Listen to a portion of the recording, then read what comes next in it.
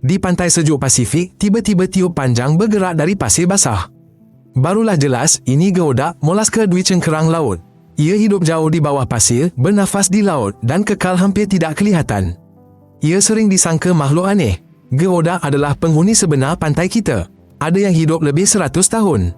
Ia terus membesar dan mencapai berat signifikan. Sifonnya, tiup itu, lebih panjang dari cengkerangnya. Ketika bahaya, ia menyembur air dengan pantas. Tembakan air dan gerakan itu menakutkan.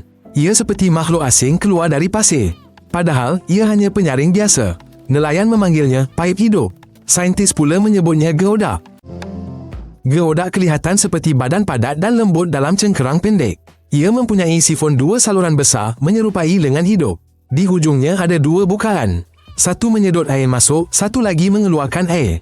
Permukaannya berkedut, berwarna kuning air atau kelabu. Cengkerangnya biasanya kurang daripada 20 cm. Oleh itu, geodak dewasa tidak dapat lagi menarik sifonnya ke dalam. Ia kekal hidup dengan tiup yang terdedah. Tiup ini bergerak dan menakutkan mereka yang melihatnya buat kali pertama. Apabila geodak cuba bersembunyi, tiup itu akan mengecut. Ia tenggelam ke dalam pasir, meninggalkan lubang bulat sarangnya. Ciri utama yang membuat geodak kelihatan asing ialah gaya hidupnya yang menggali. Larva geodak mendap ke dasar. Molaska muda menggali makin dalam setiap tahun. Hanya hujung sifonnya kelihatan di luar. Melaluinya, geodak menapis air. Ia bernafas dengan insang dan makan plankton. Ia hampir tidak bergerak, menjimatkan tenaga. Ia tidak meninggalkan lubangnya berdekat-dekat. Dinding lubang diperkuat dengan tanah halus. Lubangnya menjadi kuat dan sempit. Jika ada pemangsa atau manusia, ia segera menarik sifonnya. Ia bergerak lebih dalam ke lubang. Ini menjadikan geodak suka ditangkap walau bagi pengumpul berpengalaman. Geodak berasal dari Pasifik Utara. Ini termasuk Alaska, British Columbia, Washington dan sebahagian utara California. Ia memerlukan air sejuk masin, juga pasir dasar laut atau lumpur lembut. Ini memudahkan ia menggali lubang dalam. Air pasang sentiasa membawa makanan baru. Sarang geodak boleh melebihi 0,5 meter dalamnya. Oleh itu, suka untuk menangkap molaska ini. Mereka menggunakan jet air, tiup penarik dan penyodok panjang. Pemangsa semula jadi geodak ialah tapak Sulaiman, ketam dan berang-berang laut. Namun, nasib geodak sering ditentukan oleh manusia. Permintaan molaska ini tinggi di pasaran kulinari Asia. Bagaimana ini berfungsi? Sifon geodak terbahagi kepada masuk dan keluar. Air masuk melalui satu saluran, membasuh insang, membawa makanan mikro.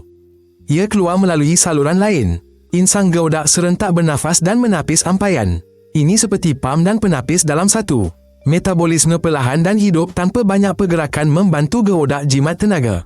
Ini membolehkannya hidup lebih dari 1 abad. Ahli biologi menentukan usia geodak melalui garis pertumbuhan pada cengkerang. Kaedah lain turut digunakan. Komen di bawah, apa yang lebih menarik tentang geodak?